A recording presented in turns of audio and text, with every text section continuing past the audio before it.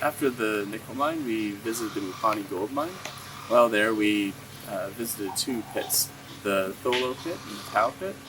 The mineralization at this mine is hosted in shears that are formed near the contacts between banded iron formation and black shales. One other interesting thing, other than the gold mineralization we saw at the pit, was in the Tau pit, where a conglomerate was highly deformed, and we could see well how the individual conglomerate clasts were stretched out by the deformation. Our mining engineer described this only a little while ago to the members of parliament. He said on this side you see all the dark coloured rocks, that's where the ore is. On this side here, that white stuff, that's the dike. And unfortunately, one of those parliamentarians happened to be a geologist. I mentioned to Charles, said, I didn't know the dike has ore, has mineralization in it now. Basically what we've got here, the ore bodies, part of this did not be the Vermark's trend going east-west. It's dipping slightly away from us, dipping southwards. This dolerite dike you can see in the background there, coming underneath us in front here. That is got a very significant structural bearing on what we've got here.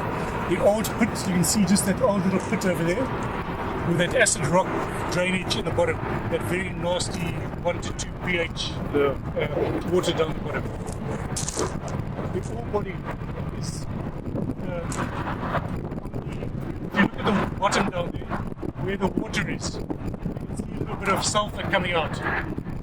That ore body, the dark body coming up onto the corner of the pit, that's the ore horizon. It is not just only banded ironstone, it's graphitic iron as well.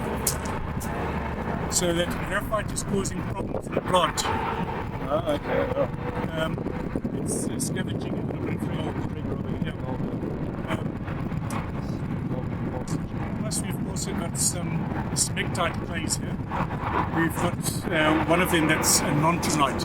It's a funny green colour, and that is also creating problems in the plant. It's sucking up the water, swelling up, sliming up everything, and that's creating another problem.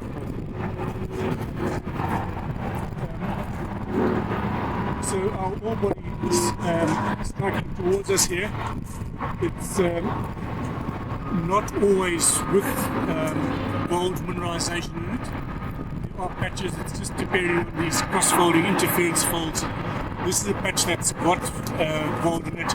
As you go a little bit further that way and further that way, it runs out of ore. So the old pit was that little bit there, that was fine. We thought we'd finish it. We then came and started doing a bit more drilling over here. And what's happened on this major dike coming through here, dolerite dike, part of the Karoo, it's actually with the ore body dipping towards it, it's reverse faulted on the far side. It's reverse faulted the ore body up again. So now we've got it sitting over here, which is just at the bottom. Like it comes along and folds above this bench. Is that part of the band formation too? It's more chloritic and there's a normal fault coming through as well. Right. See where that normal fault is coming through, it's displaced the ore body down here. Yeah. And just behind this yellow drawing, the dike is coming across here, and then it's slipped out again. It's interfering with that little fault. Right. It's slipped it down again. So structurally, it's quite a nice, interesting little pit. And then we messed around with another dike coming through here, totally barren. And then there's another one through there where the excavator's working, going through just on the edge of the ramp, going through. You can see it on the far wall. Fight mineralization throughout, and as we've mined that far wall, the iron formation varied, or the mineralization varied, coming through in the graphitic part. And as we came down, the mineralization swapped over into the iron part, and the graphitic part died away. And then it picked up again at the bottom, so it just picking up where you see it. In more and more, there's quite a bit of galena coming out. And in the main zone, at Signal Hill, one side of it, but where we've got the Galena, the values have dropped, not surprisingly. So there is an association between sulfides, particular sulfides. When your exploration, when you're drilling between these main gold zones, and you go through the biff, is there any trace of gold, or is it just totally barren?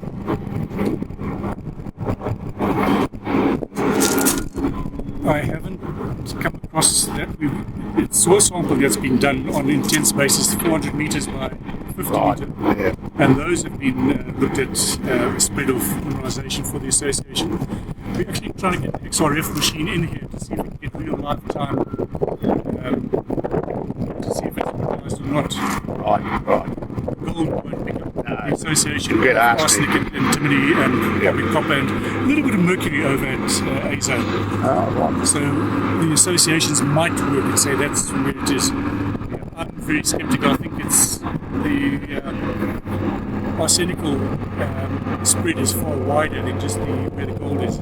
So I think we'll say this is a zone which we're mining, but we know where the zone is. Yes. It's been extensively drilled.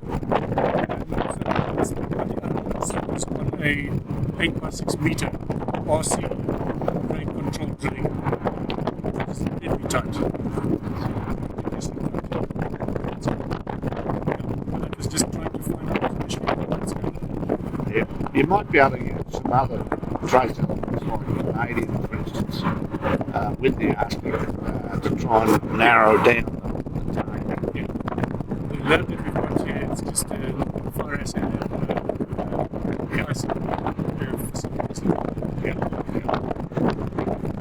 Vincent, did you find anything other than those flat veins? Was that what was the pit base like? It was mainly the flat license that picked up going between dikes. We actually went to the northern part and picked up the northern part. And then 2 zones in the southern part. Again, a little bit of a fold and repeating mineralization there. But gave us huge problems with taking this method of mining and superposing it there. 6 months of mine out to go.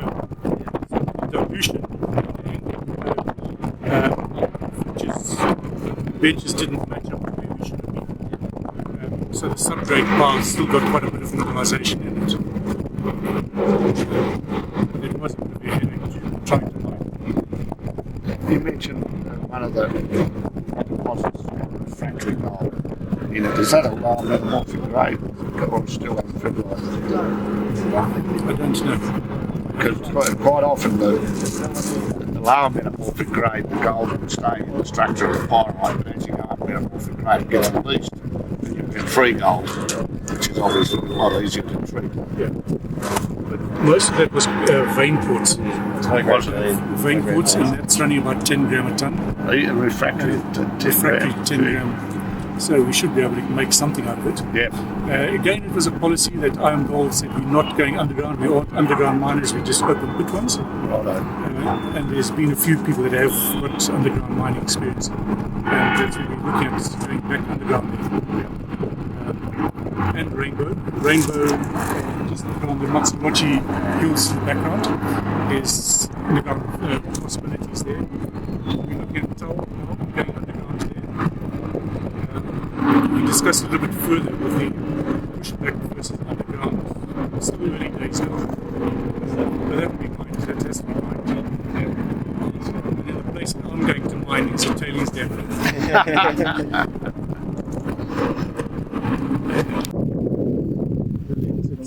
Tape it out, I'll tape it out here. Oh, well, then. No values along strike, same as what we've just come from. So this is the ore body under the dike there, is that it? Yeah, you can see the sulfur coming out of it. But this ore body with the sulfur hasn't created acid rock drainage. There's significant carbonates in the side of it that have neutralized it.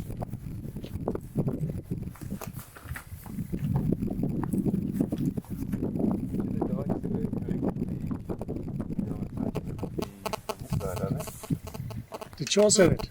Sorry? Did Charles tell you that? Yeah. Good, I'm glad he's listening. It's a pity you can't really can see there's a little north-south one. The light isn't that helpful to us. Yeah, there it is. See those two trees? There's a drill mast just behind it, where those trees are just slightly to the right. You can see that blocky dolerite coming through there. That blocky part comes through the bottom, and it comes up just on this near the ramp here. What we can do is just walk down that transect down the ramp if you guys want. It's east-west striking again. You can see where the mineralization is in two particular horizons here. And you can see the later Karoo dolerites. There are quite a few east-west ones. That big one over there is quite a nice east-west one. You can see it running through the bottom. And up the side wall, there's been a little bit of shotcreting done on it. And then there's another one a little bit further back.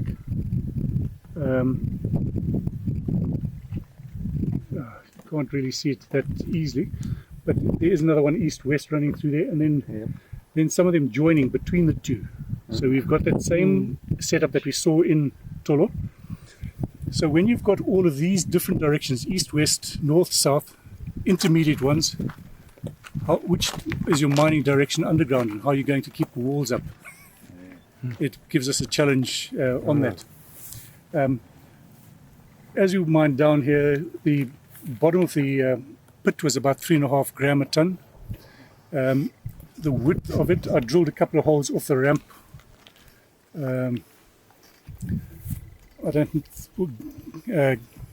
Gallery certainly didn't publish the results. We were getting, I think one of the holes was 50 meters, not a true width because it was always dipping underneath it. Vertical holes, we got 50 meters at something like 10 grams. Wow. The next one up was about 40 meters at 7 grams, 20 meters at 4.5. So it is significant. We've got the drill on the far side, trying to go and pick up on the other side of these main dikes to pick up the ore body there in the thick zone, which I think is going to be there. Once we pick it up, then we can actually go and start deciding whether we're going underground or open pitting. We've got enough here open pitting to go down another 50 meters vertical, and we're still going to be this side of the dike. The pushback here is going to cost around about 36 million US, which we don't have at the moment.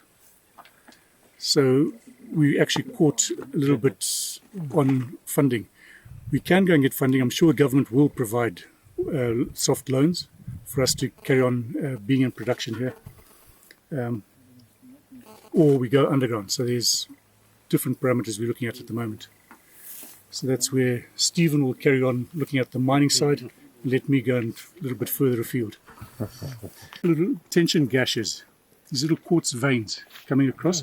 That's in among your structure where it's pushing apart a little bit, and these little veins are opening up and getting filled with quartz carbonates. Again, a banded ironstone with graphitic iron, a biff and a gif.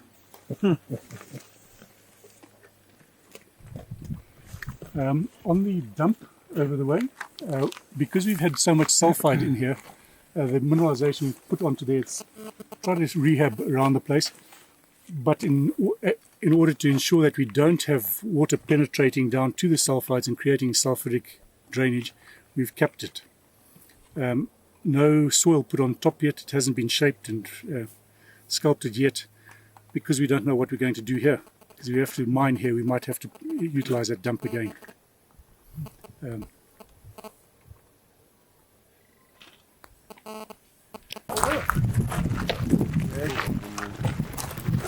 this is going up. So what's that one?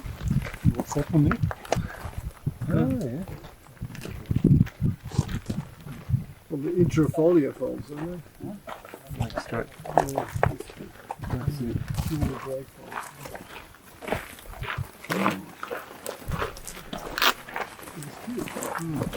Or are we now looking at a nut structure here? But we've just had the whole southern side overthrust over the northern side and folding. And the recumbent folds and coming back and overfolding. I'm not sure. I'll leave it to experts. That's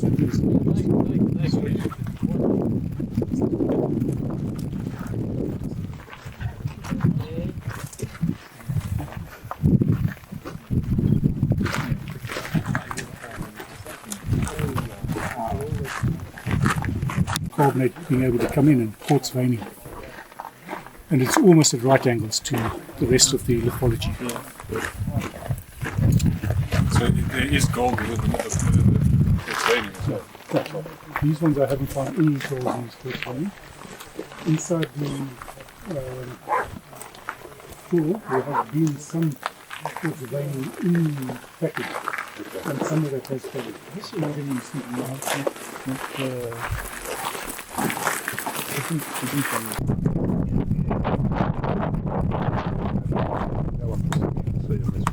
but you also have any movement, you can slip pretty easily along this.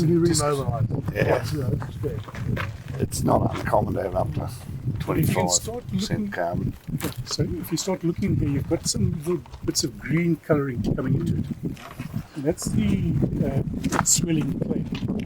Smectites or non-smectite is a particular brand of that. So what the plant is not looking for, it's not looking for those clays and it's not looking for those graphite. And do you see this in core, like presumably under Yes. the oxidation zone, this is a magnetite core? Church, not so much magnetite coming into it. Even below the weather. Yeah, I think it has been demagnetized where the mineralization is. Yeah, the long strike. It's Long strike. Because of course you see the EMA. It's very Yeah, so it's going to be magnetic. Yeah, but where the mineralized is probably it's Because across you've got these non-mineralized, Yeah. non-magnetic sections. non-magnetic where it has had mineralization coming onto everything. And And again, so they would be pyrrhotite's operational. So magnetic. you are saying it's operational. Yes, yeah. But you can't see it extending very far. It's basically constrained within this horizon, it looks like to me. Yeah, this is the ore zone between here and further back down here. Yeah. And this would be the boundary of your... Cross drilling. Yeah, so our boundary would be onto the Philatse into our ore, and the Karoo dikes are magnetic. Right. So looking at the regional area magnets in Boston, we saw it yesterday, but we've now been able to start filtering it out. Yeah. So with that view with this, It's a gold, but with a nice little bit more graphitic iron formation. It's veins, customizing, cross-cutting. Yeah. And if you look at the quartz carbonate, the colouring is totally different to that other white horrible stuff you saw further. Yeah, it's look juicy.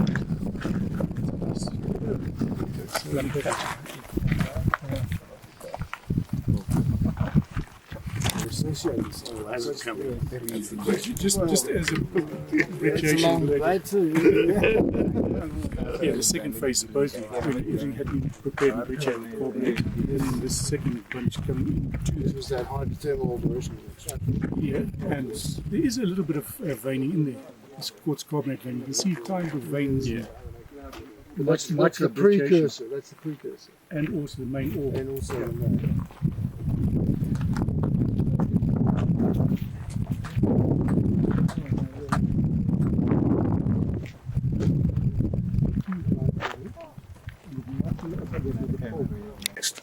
At a site to just put some pressure on you. So the idea is you've got to tear a page out of your notebook, draw a sketch, give an interpretation of the rock, and in 1 minute give it back to the supervisor. Real high pressure field work, fantastic. So why don't you have a go? 1 minute to work out what the rock who's the is. supervisor? Oh, that was started by Prof. Carey. No, I'm saying who's the supervisor? Here. Hand it back to me, I'll give you Alright, well, it's a stress conglomerate, and you can see that based on the elongation of these felsic clasts, and around the top side, it's quite a circular one, so you can tell that it's been pulled this way, and these clasts have been elongated. And on some of them you can see a slight rotation, so the clast has been rotated a little bit this way. So Yeah, I could buy glacial, but there's not enough preservation to... it's not a, it doesn't look like a fluvial conglomerate. Yeah. It's got far too much matrix in it. They're very. They No tend to channels be or very anything. rounded for glacials, though. I expect Yeah, there to be yeah. a flat side on a bunch. Yeah, that's true. Some of them, the really cool rich ones, look as though they've had some pyrite in them. Oh, Got okay. little oxidation pits Yeah. in them, which is very interesting. Well, this whole thing's supposed to be marine or shallow marine. Yeah, So it's unlikely it's a conglomerate. Probably some sort of fan, submarine fan ripping up Yeah. So every from now off the shelf. every now and again you get a pulse from a storm event or something like that. Of course, Slumping into the basin. Yeah.